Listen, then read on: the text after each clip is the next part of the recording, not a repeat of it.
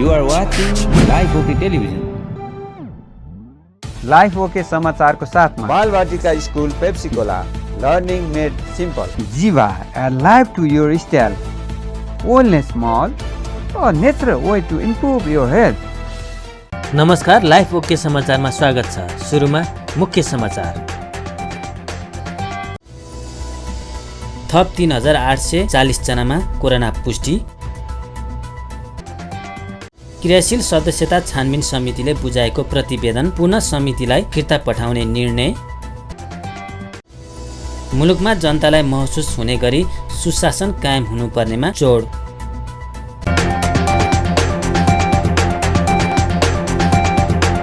अब समाचार विस्तारमा। नेपालमा बुधबार थप 3840 जनामा कोरोना पुष्टि भएको छ। देशभर गरिएको 10,886 PCR परीक्षणका क्रममा 2,634 र 4,922 एन्टिजेन परीक्षणका क्रममा 1,206 जनामा कोरोना पुष्टि भएको छ। यो सँगै नेपालमा कोरोना संक्रमितको संख्या 7,46,657 पुगेको छ। त्यस्तै कोरोनाका कारण थप 33 जनाको मृत्यु भएको छ। हालसम्म नेपालमा 9,791 जनाको कोरोनाका कारण मृत्यु भएको छ। त्यस्तै थप 1,993 संक्रमित निको हुँदा हालसम्म नेपालमा 6,49,072 संक्रमित निको भएका छन्। हाल नेपालमा 29,444 सक्रिय संक्रमित आइसोलेसन र 349 जना क्वारेन्टाइनमा छन्। हालसम्म नेपालमा 35,74,864 वटा PCR र 3,04,546 वटा एन्टिजेन परीक्षण गरिएको स्वास्थ्य मन्त्रालयले जनाएको छ। नेपाली कांग्रेसले विवाद समाधानका लागि भन्दै क्रियाशील सदस्यता छानबिन समितिले बुझाएको प्रतिवेदन पुनः समितिलाई फिर्ता पठाउने निर्णय गरेको छ। प्रधानमन्त्री शेरबहादुर देउवाको निजी निवास बुढालिन कण्ठमा बुधबार बसेको कांग्रेस पदाधिकारी तथा पूर्व पदाधिकारी बैठकले क्रियाशील सदस्यताको विषयमा देखिएको विवाद समाधान गर्नका लागि थप 1 दिनको समय दिँदै प्रतिवेदन फिर्ता पठाउने निर्णय गरेको कांग्रेस प्रवक्ता विश्व प्रकाश शर्माले जानकारी दिनुभयो। बैठकले क्रियाशील सदस्यताको विषयमा देखिएको विवाद समाधान गर्नका लागि थप 1 दिनको समय दिँदै प्रतिवेदन फिर्ता पठाउने निर्णय गरेको उहाँले बताउनुभयो। समितिले बिहिबार पुनः प्रतिवेदन बुझाउने र बिहिबार 2 बजे बस्ने बैठकले आवश्यक निर्णय गर्ने शर्माले जानकारी दिनुभयो। महाधिवेशन सम्पन्न गर्नका लागि बिहिबारको बैठकले आगामी कदम चयन गर्ने उहाँले बताउनुभयो। प्रवक्ता शर्माले महाधिवेशनको मिति हेरफेर गर्ने विषयमा छलफल नभएको र कोरोना र जिल्लाको समग्र अवस्थाका बारेमा छलफल गरेर आवश्यक निर्णय हुने धारणा राख्नुभयो। यो बैठकमा हिजो मात्रै प्रस्तुत गरिएको क्रियाशील सदस्यताको जे प्रतिवेदन हो त्यो प्रतिवेदन उप छलफल सुरु भएको छ। त्यो प्रतिवेदनलाई पार्टी केन्द्रीय कार्य समितिले आत्मसात गरेर स्वामित्व ग्रहण गरेर त्यस सम्बन्धमा पनि फरक मत रहेका विषयलाई पनि सम्बोधन गरेर अनि क्रियाशील सदस्यता छानबिन समितिले निर्णय गर्न सकेर बाँकी रहेका केही ठाउँहरू, केही जिल्लाहरू, केही निर्वाचन क्षेत्रहरू छन् जसबारेमा पनि फेरि पार्टी केन्द्रीय समितिले निर्णय लिनु छ। त्यो निर्णय लिइसके पछाडि यसले अन्तिम रूप प्राप्त गर्दछ। त्यो अन्तिम रूप प्राप्त गरिसकेपछि पार्टी सभापति मार्फत केन्द्रीय समितिले निर्वाचन समितिलाई यो हस्तान्तरण गर्छ। त्यसपछि हामी निर्वाचनको अथवा पार्टीको स्थानीय तहको अधिवेशनको प्रक्रियामा जान्छौँ। त्यसैले आजको बैठक करिब 4 घण्टा झन्डै चल्यो र 3.5-4 घण्टा चलिसकेर आजको छलफल बडा सकारात्मक ढङ्गले विषयगत रूपमा, बुँदागत रूपमा देखिएका चुनौतीहरू, आन्तरिक रूपमा चाहिँ क्रियाशील सदस्यताको व्यवस्थापनमा रहेका चुनौतीहरूलाई समीक्षा गर्दै साथीहरूले धारणाहरू राख्नुभयो। र आजको बैठक पछाडि जे प्रतिवेदन क्रियाशील सदस्यता छानबिन समितिले दिएको छ, छानबिन समितिका सदस्य साथीहरूले नै उहाँहरूले नै फेरि भोलि दिउँसोसम्म जे अधुरो रहेका विषयहरू छन्, जे सम्बोधन गर्नुपर्ने, समाधान गर्नुपर्ने विषयहरू छन्, उहाँहरूले नै हेर्ने गरी पार्टीको आजको बैठकले उहाँहरूलाई फेरि जिम्मेवारी दिएको छ। उहाँहरूले यो विषयलाई हेरिसकेर उहाँहरूले जे निर्णय निष्कर्ष लिएर आउनुहुन्छ, जे थप सन्दर्भ आउला त्यस उप फेरि केन्द्रीय समितिले अन्तिम टुङ्गो त गर्नु नै छ। त्यसैले आजको बैठक बडा सकारात्मक ढङ्गले अहिलेको परिस्थितिमा पार्टीको महाधिवेशनतर्फ जाँदै गर्दा यो व्यवस्थापकीय विषयको सन्दर्भमा पनि छलफल गर्दै जिम्मेवारी लगाउँदै टुङ्गिएको छ। भोलि 2 बजे हामी सभापतिकै यही व्यक्तिगत निवासमा बैठक बस्नेछौँ र त्यो बैठकमा पुग्नु पूर्व आजको बैठकमा जस्तै, हिजोको बैठकमा जस्तै देशव्यापी रूपमा कोरोनाको सङ्क्रमणको वास्तविक ग्राफ के छ, कति घट्दो छ, कति बढ्दो छ, त्यसले पर्ने प्रभाव असर के छ, जिल्लाहरूबाट साथीहरूले सम्पर्क गरेर के भनिरहनु भएको छ, यी सबैलाई आत्मसात गरेर एउटा जिम्मेवार राजनीतिक दलले आफ्नो महाधिवेशन सम्पन्न गर्दै गर्दा तलको वस्तुस्थिति र आन्तरिक व्यवस्थापनको विषयलाई समन्वय गरेर हामी टुङ्गोमा पुग्छौँ। अहिलेलाई मैले तपाईँहरूलाई यति नै जानकारी गराएँ। भोलि 2 बजे चाहिँ हाम्रो होइन, तर हाम्रो चाहिँ के भन्दा प्रारम्भिक चरणको जुन वार्ड तहको अधिवेशन गर्नुपर्ने हो त्यो पनि हामीले अहिले सुरु गर्न सकिरहेको अवस्था छैन। एकातर्फ यो भन्दै गर्दा फेरि म सँगैमा देशभरिबाट स्वदेश विदेशबाट नेपाली काङ्ग्रेस पार्टीको महाधिवेशनमा शुभचिन्तन राखेर हेरिरहनुभएकाहरूलाई यो पनि क्लियर गरौँ कि क्रियाशील सदस्यताको यो विषय टुङ्गिनै नसक्ने, टुङ्गिएन, त्यसकारण अधिवेशनको प्रक्रिया अघि बढिरहेको छैन भन्ने बिल्कुल होइन। किनभने अहिले जम्मा नटुङ्गिएको भनेको 15-16 वटा निर्वाचन क्षेत्रको विषय मात्रै छ। समग्रमा धरना बसेको भन्नुहोस्, लिखित रूपमा भन्नुहोस्, मौखिक रूपमा भन्नुहोस्, भित्र आएका डिस्प्युटहरू 15-16 वटा निर्वाचन क्षेत्रको मात्रै छ। 15-16 वटा निर्वाचन क्षेत्र भनेको हिसाब मैले किन भनेको भने अघिल्लोचोटि हामीले महाधिवेशन गर्दै गर्दा 33 वटा निर्वाचन क्षेत्रमा समस्या भएर टुङ्गिन नसकेपछि पुरानै क्रियाशीलमा जाउँ न त भनेर गरेको उदाहरण पनि छ। त्यसकारण हामीले अहिले क्रियाशील सदस्यको जो टुङ्गिएको छ त्यो टुङ्गिएकोलाई टुङ्गिएको रूपमा लिने र नटुङ्गिएकोलाई पुरानैमा जान सक्ने विकल्प पनि हुन्छ नि त। तर पार्टीले हतारोमा निर्णय चाहिँ गर्ने, तर तल कोरोनाको ग्राफले चाहिँ अप्ठ्यारो हुने भन्ने कुरोलाई हामीले चाहिँ मध्यनजर राखेनौँ, दृष्टिगत गरेनौँ भने समस्या हुन्छ। त्यस कारणले तलको कुराको एनालाइसिस हिजो मात्रै गृहमन्त्रीजी एवं पार्टीका केन्द्रीय सदस्य बालकृष्ण खाँडले जे विवरण राज्यको तलबाट प्राप्त छ त्यो पनि राख्नुभयो, आज पनि आइरहेछ। त्यसकारण अहिले हामी काम अगाडि बढाउँदै गर्दा एउटा चाहिँ कुनै साथीहरूले पनि कुनै पनि भूगोलमा अघिल्लो महाधिवेशनमा जस्तै 33 वटा भएको थियो, यसपालि 15 वटा किन गर्ने त? एउटै ठाउँमा पनि नयाँ आउनुभएको उत्साहका साथ आउनुभएका क्रियाशील सदस्य सहभागी नभइकन पुरानै क्रियाशील सदस्यको बिचबाट हामी गर्ने निर्णयमा पुग्यौँ भनेर हामी कहीँ पनि पुग्न चाहिरहेका छैनौँ। त्यसका लागि हामीले समय लगाइरहेका छौँ। अहिले पार्टीले नयाँ शक्ति चाहिँ हासिल गरेर जानुपर्ने अनि पुरानोमा पनि पहिला पनि चाहिँ पुरानोलाई मात्र दिएर गरियो भन्ने खालको अवस्था आउन नदिने सतर्कता, एकता, बौद्धिकता पार्टीले राख्नुपर्छ भनेर नेताहरूको बिचमा पदाधिकारी तहमा छलफल भइरहेको छ। सबै नेताहरूले गम्भीरतापूर्वक यो विषयमा हुनुहुन्छ। पार्टीको अधिवेशनको, पार्टीको जीवनको सन्दर्भमा हामी सबै गम्भीर छौँ।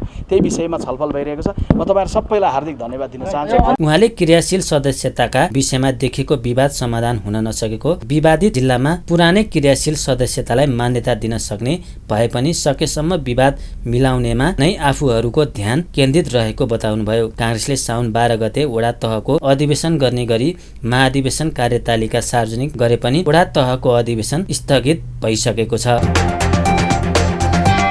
राष्ट्रिय सभाका सदस्यहरूले मुलुकमा जनतालाई महसुस हुने गरी सुशासन कायम हुनुपर्नेमा जोड दिएका छन्।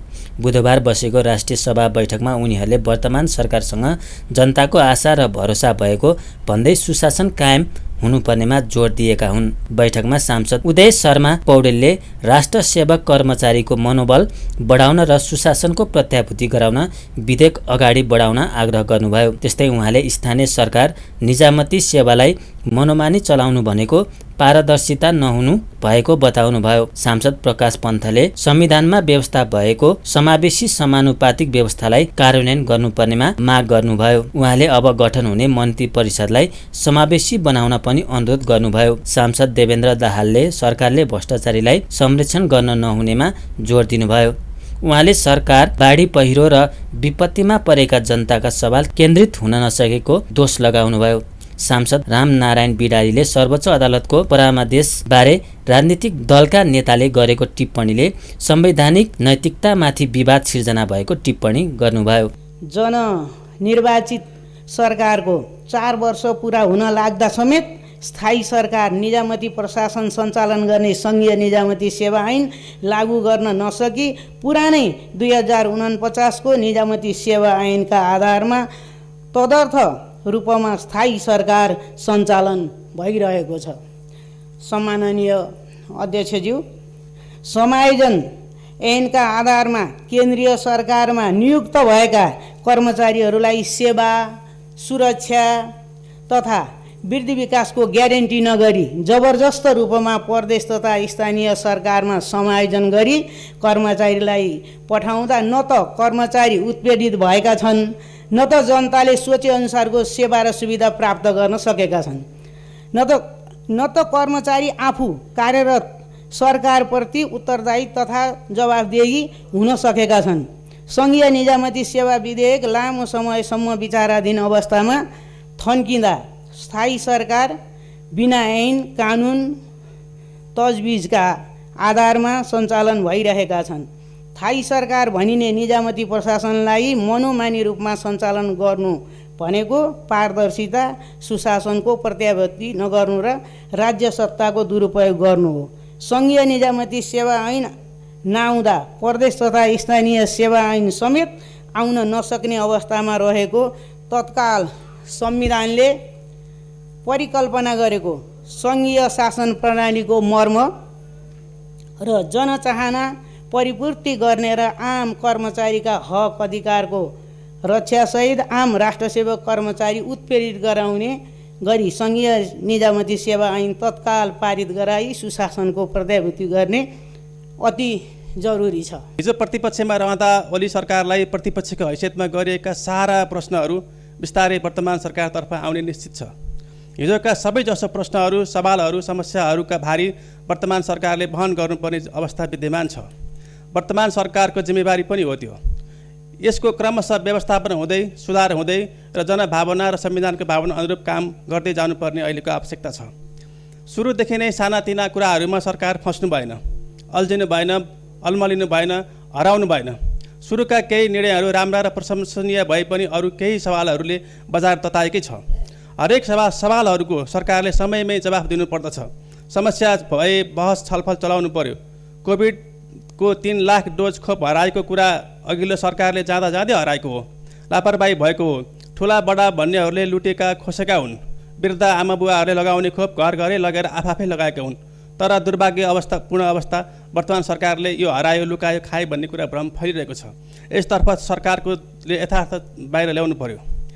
वर्तमान सरकारले प्रतिपक्षमा रहँदा उठाएका तमाम सवाल र प्रश्नहरूलाई एकपल्ट पल्टाएर सरसर्ती हेर्न जरुरी छ। वर्तमान सरकारको सफलताको कुरा त्यसैमा छ। यो सरकारको बारेमा अलिकति मूल्याङ्कन गर्ने बेला त भएको छैन। मैले यसो गन्ती गर्दाखेरि करिब 15-16 दिन मात्रै भयो सरकार बनेको र विपक्षीको नाताले सरकारको विरोध गरिहालौँ न त भनेर त्यो विपक्षी धर्म निर्वाह गर्न पनि लागिरहेको छैन। तर पनि सरकारले सुरुमै गरेका कामहरूमा एक नजर चाहिँ हामीले लगाउनै पर्छ प्रतिपक्षको हैसियतले। किनभने मर्निङ सोज द डे भन्छन्। हामीले अहिले यसो हेर्दाखेरि कस्तो अवस्थाबाट सरकार अगाडि बढिरहेको छ त भनेर थोरै एक नजर हेर्नै पर्छ। मैले 3वटा कुराहरू राख्न चाहन्छु। सरकार बन्नासाथ भ्रष्टाचारको मुद्दा परेर फरार भएका विजय गच्छेदार र सामूहिक हत्याको आरोप लागेका अफ्ताब आलमको बारेमा सम्माननीय प्रधानमन्त्रीज्यूले दिनुभएका अभिव्यक्तिहरू सुन्दा नेपाली जनताहरू निकै आश्चर्यचकित भएका छन्। किनभने उहाँले प्रजातन्त्रका मसिया जस्ता कुराहरू, उहाँहरू नभएदेखि प्रजातन्त्र नै अगाडि बढ्न दिन्थ्यो भने जस्ता कुराहरू अभिव्यक्त गर्नुभयो। जुन कुरो उहाँले प्रमुख प्रतिपक्षमा हुँदा कहिले गरेको मैले सुनिन। सम्माननीय अध्यक्षज्यू,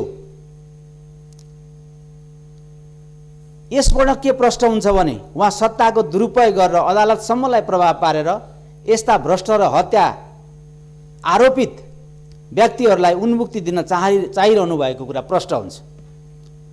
सरकार भनेको भोलिपल्टै 10 करोड बिघो दाबी गरेर मुद्दा लागेका त्यसमध्येका एकजनालाई अत्यन्त न्यून धरोटी 10 लाख धरोटी, त्यो भनेको बिघो दाबीको 1% मात्रै हुन जान्छ मा छोडिएको कुराबाट यो कुरा पुष्टि पनि भइसकेको छ। एउटा विषय यसबाट अलिकति हेरौँ। दोस्रो कुरा, देशको यस्तो क्रिटिकल अवस्थामा यतिका दिन भइसक्दा पनि यो सरकारले पूर्णता पाउन सकेको छैन। भर्खरै मात्रै सत्ता पक्षका सांसदले केही कुराहरू राख्नुभयो, हामीले सुन्यौँ।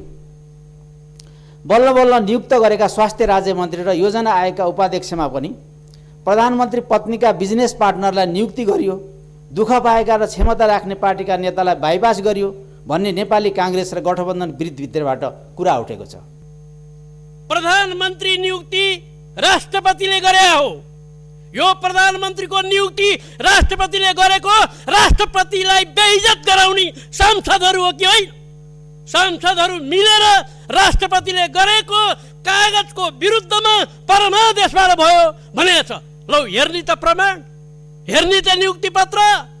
राष्ट्रपतिले परमादेशबाट गरेकी धारा 76(5)बाट गरेको नेपालको संविधानको यतिसम्म हेक्का नराख्ने परमादेशबाटै एमाले नाम गरेको दल खडा भयो, माओवादी दल खडा भयो परमादेशबाट। त्यही दलमा बसेर बुर्रुक बुर्रुक उफ्रिँदै मौज मस्ती गर्दै यस्तो काम भइरहेछ। विश्वलाई हँसाउने, पृथ्वीका सारा जुरिस्प्रुडेन्सको खिल्ली उडाउने हामी कुरा गर्दैछौँ।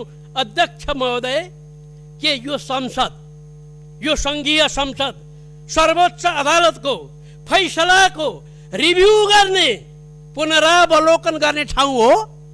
हामीले संविधान त्यस्तै बना हो? संविधानमा त्यही लेखेको छ? अदालतको फैसलाको छलफल जनताले गर्न सक्छन्, विद्रोहीले विद्रोह गर्न सक्छन्।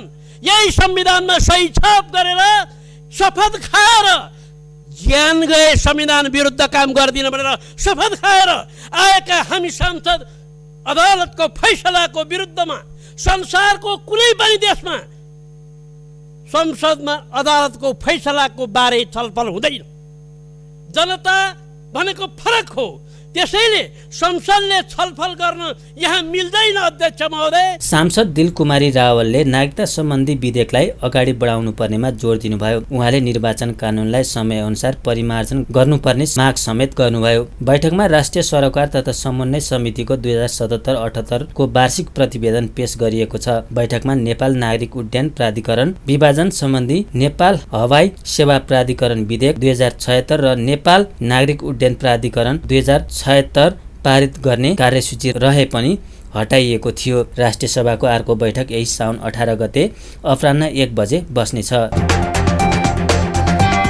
सांसदहरूले राष्ट्रिय गौरवका आयोजनामा भइरहेको ढिलाइ, बाढी पहिरोको कारण भएको क्षति, आवश्यक कानुन निर्माण लगायतका विषयमा स्थलगत अनुगमन गर्नुपर्नेमा जोड दिएका छन्। सिंहदरबारमा बुधबार बसेको प्रतिनिधि सभा अन्तर्गतको विकास तथा प्रविधि समिति बैठकमा उनीहरूले कोरोनाका कारण विकास निर्माणका कामको अनुगमन तथा मन्त्रालयलाई आवश्यक निर्देशन हुन नसकेको भन्दै अब भने यस विषयमा समितिले विशेष ध्यान दिनुपर्ने बताए। बैठकमा समितिका सदस्य यज्ञराज सुनुवारले संसद 1.5 वर्षसम्म चल्ने देखिएकाले अबको 1 वर्षको कार्ययोजना बनाएर अघि बढ्नुपर्नेमा जोड दिनुभयो। उहाँले स्थानीय पूर्वाधार साझेदारी कार्यक्रमको स्थानीय स्तरमा महत्त्व भएकाले यसलाई निरन्तरता दिनुपर्ने औल्याउनुभयो। त्यस्तै सांसद दुर्गा पौडेलले विगतमा अनुगमन गरेका आयोजनाको अवस्थाको बारेमा अनुगमन र समितिका विगतको कामलाई निरन्तरता दिनुपर्ने बताउनुभयो। त्यसकारणले यी लगायतका योजनाहरूको सन्दर्भमा एउटा चाहिँ ठोस कार्यतालिका बनाएर छलफल गरेर अगाडि बढाउँ भन्ने कुरा म राख्न चाहन्छु। पूरक बजेटको पनि कुरा आइरहेको छ, सङ्घीय मामला मन्त्रालयसँग पनि जोडेर जाउँ भन्ने सभापतिज्यूको भनाइ मलाई ठिकै लागेको छ। यही क्रममा हामी यो विकास समितिले चाहिँ समानुपातिक विकासको चाहिँ एजेन्डालाई स्थापित गर्दै माग गर्दै हामी आइरहेका छौँ। त्यस कोणबाट हेर्दाखेरि अब अहिले त्यो सङ्घीय मामलासँग हुँदै अर्थ मन्त्रालयसँग पनि त्यो अन्तर सम्बन्धित विषय छ। सरकारले गएको सरकारले अध्यादेश मार्फत बजेट जारी गरेर त्यो बजेटमा स्वाभाविक रूपमा संसद नभएको अवस्थामा स्थानीय पूर्वाधार साझेदारी कार्यक्रम खारेज भनेर घोषणा गरेको सन्दर्भ छ। र यति भन्दै गर्दा मैले अरू अहिलेको यो विकासको कुराहरूलाई ल्याउँदाखेरि हाम्रो विकासको मोडल एउटा स्वस्थ किसिमको बनाएर लैजानुपर्ने जरुरी छ। त्यसमा सन्तुलित विकास नीतिलाई समावेश गरेर जानुपर्ने जरुरी छ। त्यसरी गयौँ भनेदेखि यो अहिले आएका असन्तुष्टिहरू र विगतको सरकारले गरेका क्रियाकलाप र त्यसबाट जनता असन्तुष्ट, हामी असन्तुष्ट जुन थियौँ जनताका आवाजहरू, त्यसलाई शिक्षा लिँदै आउने दिनमा हामीले अगाडि जाँदाखेरि त्यही प्रकारका गलत क्रियाकलापहरू नदोहोरिन दिनको निम्ति पनि हामी सजग भएर जान जरुरी छ। र जहाँसम्म यो मदन भण्डारी राजमार्गको कुराहरू छन्, हामीले विगतमा त्यसको अनुसन्धानको लागि र के अरे हाम्रो सभापति सहितको टिम जुन गएको थियो त्यसको प्रतिवेदन आउन बाँकी छ, हामीले हेर्न पनि बाँकी छ र त्यसलाई विशेष गरिकन अलि अबको दिनमा अलि महत्त्वको साथ राखेर त्यसको अवस्था के हो र अब कसरी जाने, त्यो सँगसँगै भीम गिठेको बाटो त्यो धेरैचोटि कालो सूचीमा परेर त्यसलाई हटाएको अवस्था थियो र फेरि अहिले भदौपछि त्यसको फेरि टेन्डर हुँदैछ भन्ने कुरा सुनेका छौँ। त्यो के हो? समिति सदस्य कमला रोकाले विगतमा बजेट प्रधानमन्त्री, अर्थमन्त्री र मन्त्रीहरूको जिल्लामा मात्रै थुपारिने प्रवृत्ति देखिएकाले अबको समयमा दुर्गम जिल्ला तथा हिमाली क्षेत्रमा पनि वितरण हुनुपर्नेमा जोड दिनुभयो। समिति सभापति कल्याणी खड्काले अब समितिले विकास निर्माणको कामको अनुगमन सुरु गर्ने र समितिलाई प्रभावकारी बनाउनुपर्ने बताउनुभयो। सर्वोच्चबाट संसद स्थापना भए पनि समितिको पहिलो पटक बैठक बसेको हो। कक्षा 12 को परीक्षा जनस्वास्थ्यका मापदण्ड प्रयोग गरेर मात्र सञ्चालन गर्न संसदीय समितिले सरकारलाई निर्देशन दिएको छ। सिंहदरबारमा बुधबार बसेको प्रतिनिधि सभा अन्तर्गतको शिक्षा तथा स्वास्थ्य समितिले कोभिड-19 को संक्रमणका बीचमा कक्षा 12 लगायत अन्य परीक्षा सञ्चालन र स्वास्थ्य मापदण्ड विषयक छलफलमा जनस्वास्थ्यका मापदण्ड पूरा गरेर मात्र सञ्चालन गर्न निर्देशन दिएको हो। केन्द्रमा चिकित्सक, नर्स र औषधिको व्यवस्था गरेर मात्र परीक्षा सञ्चालन गर्नुपर्ने समिति सभापति जयपुरी घरतीले बताउनुभयो। परीक्षार्थीलाई महामारीबाट जोगाउन जनस्वास्थ्य सम्बन्धी मापदण्ड लागू गरी परीक्षा सञ्चालन गर्नुपर्ने उहाँको भनाइ छ। पहिलो कुरा अब यो जस्तै 25 जनादेखि 500 सम्मको विद्यार्थी संख्या जो हजुरहरूले राख्नु भएको छ, 25 जना हुनेमा कुनै समस्या भएन। अब 10-8 दूरी मेन्टेन गरेर पनि बस्न सक्छ, त्यहाँ मेन्टेन हुन्छ जस्तो लाग्छ। र 500 जना हुनेलाई कसरी मेन्टेन गर्छ? यसले परीक्षा केन्द्र भिडभाड कम गर्नको लागि परीक्षा केन्द्र धेरैभन्दा धेरै बनाउन नै सबभन्दा त्यो दूरी मेन्टेन हुन्छ जस्तो लाग्छ। र दोस्रो कुरा के हो भने त्यो हाम्रो सुझाव छ, धेरैभन्दा अझै पनि मलाई लाग्छ परीक्षा बोर्डले सङ्ख्या चाहिँ एकदम कम गराएर परीक्षा गराओस् भन्ने हाम्रो सुझाव छ। दोस्रो कुरा विद्यार्थीहरूलाई परीक्षामा बस्नुभन्दा पहिला परीक्षणको व्यवस्था गर्नुपर्छ र परीक्षण व्यवस्था गरिसकेपछि कोभिड सङ्क्रमित भएको विद्यार्थीहरूलाई मलाई लाग्छ बोर्डले एउटा डिसिजन गरेको छ, पछि परीक्षा गर्ने सङ्क्रमित भएको विद्यार्थीहरू जो कोही त ज्वरो पनि आउँदैन परीक्षा दिन सक्छन्, त्यसलाई छुट्टै बसालेर त्यही पनि कुनै ठाउँ बनाएर परीक्षा दिने व्यवस्था चाहिँ गरोस् र जो उनीहरू एकदम सिरियस छ परीक्षा दिन सक्दैन त्यसलाई चाहिँ दोस्रो चरणमा गएर पनि अर्को परीक्षा दिने चाहिँ त्यो गरोस् भन्ने हाम्रो समितिको निर्देशनकै रूपमा मैले यहाँ राख्न चाहन्छु। र तेस्रो कुरा यो कोभिडकै तयारी विषयमा त्यहाँ डक्टरहरू, नर्सहरू त्यो पनि राख्नुपर्छ परीक्षा केन्द्रहरूमा, कहिलेकाहीँ अपर्याप्त बिरामी पर्न सक्छन्।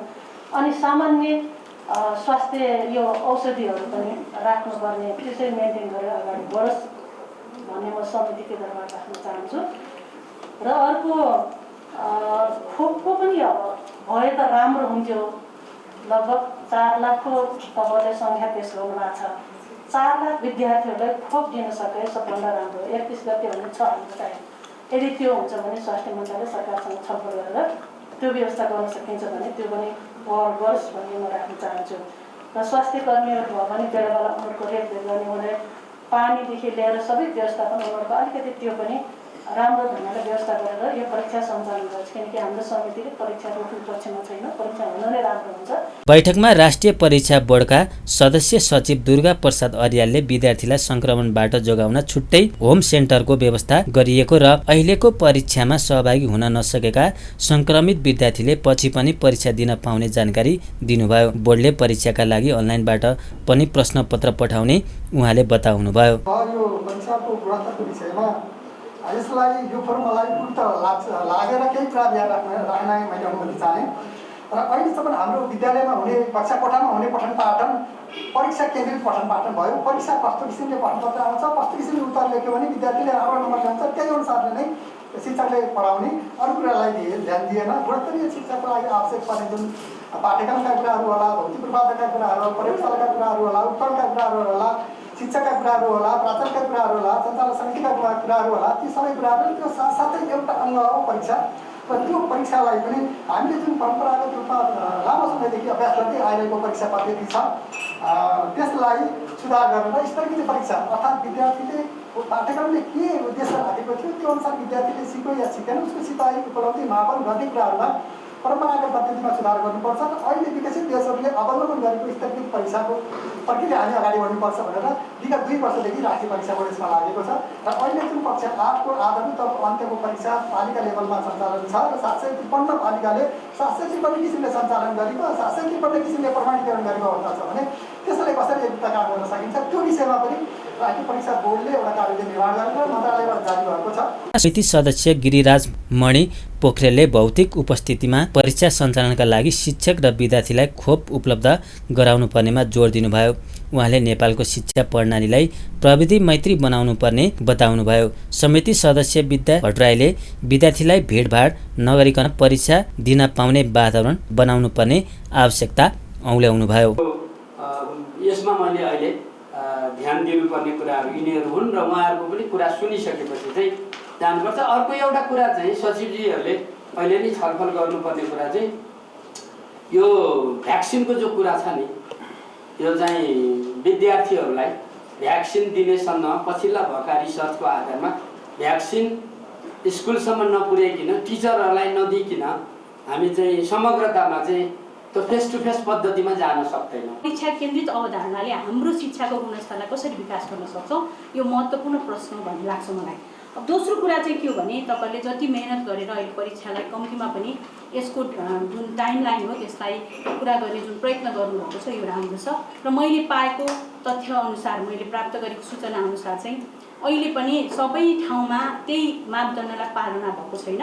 कतिपय ठाउँमा विद्यार्थीहरू जस्तो 25 जना राख्ने भन्ने मापदण्ड विश्वविद्यालयले पनि बनाएको छ। परीक्षा केन्द्रमा 25 जना भन्दा बढी नराख्ने भने तापनि 35 जना 40 जनासम्म राखेका ठाउँहरू पनि भेटिएका छन्। यो चाहिँ एकरूपता बनाउनका लागि म अनुरोध गर्न चाहन्छु। र अर्को कुरा चाहिँ स्वास्थ्य मापदण्डलाई कडाइका साथ पालना गर्छौँ भनेका कुरालाई हामीले अनुगमन गरेका छौँ कि छैनौँ त्यो अनुगमन हामी मिडिया मार्फत पनि गर्न सक्छौँ। त्यो मिडियासँगको कोअर्डिनेसनमा हामीले अनुगमन प्रणालीलाई विकास गर्यो भने मलाई लाग्छ हामीले बोलेको कुरा व्यवहारमा लागू भएको छ कि छैन भन्ने कुरालाई मापन गर्न सजिलो होला। बोर्डका अनुसार करिब 4 लाख विद्यार्थी कक्षा 12 को परीक्षामा सहभागी हुँदैछन्। बोर्डले यही साउन 31 गतेदेखि कक्षा 12 को परीक्षा भौतिक उपस्थितिमा सञ्चालन गर्ने जनाएको छ। सुनको भाउ सामान्य बढेको छ भने चाँदीको भाउ भने घटेको छ। यस दिन सुनको भाउ तोलामा 300 रुपियाँले बढेको हो। नेपाल सुनचाँदी व्यवसायी महासङ्घका अनुसार सुनको भाउ प्रति तोला 92,100 रुपियाँ र तेजाबी सुनको लागि प्रति तोला 91,600 रुपियाँ तोकिएको छ। यस्तै चाँदीको भाउ घटेको छ। यस दिन चाँदी तोलामा 15 रुपियाँले घटेको हो। महासङ्घका अनुसार यस दिन चाँदी प्रति तोला 1,255 रुपियाँमा कारोबार भइरहेको छ। शेयर बजार मापक नेप्से सूचकले दैनिक नयाँ रेकर्ड कायम गर्न थालेको छ। पुरानो रेकर्डलाई तोड्दै नयाँ रेकर्ड बनाएको नेप्से नयाँ उचाइमा पुगेको छ। नेप्से सूचक 15.30 अङ्कले बढेर 3094.95 बिन्दुमा पुगेको छ भने सेन्सिटिभ सूचक 0.02 अङ्कले मात्रै बढेको छ। यस दिन कारोबार रकममा भने सामान्य गिरावट देखिएको छ। यस दिन 15 अर्ब माथिको शेयर कारोबार भएकोमा कारोबार रकम 13 अर्बमा झरेको छ। यस दिन 13 अर्ब 29 करोड 19,54,535 रुपियाँको 2 करोड 81,70,172 किता शेयर खरिद बिक्री भएको छ। अन्त्यमा प्रमुख समाचार फेरि एकपटक। थप 3,840 जनामा कोरोना पुष्टि। क्रियाशील सदस्यता छानबिन समितिले बुझाएको प्रतिवेदन पुनः समितिलाई फिर्ता पठाउने निर्णय। मुलुकमा जनतालाई महसुस हुने गरी सुशासन कायम हुनुपर्नेमा जोड। हस्त अहिलेका लागि लाइफ ओके समाचार यति नै। हेर्दै गर्नुहोला लाइफ ओके टेलिभिजन। नमस्कार।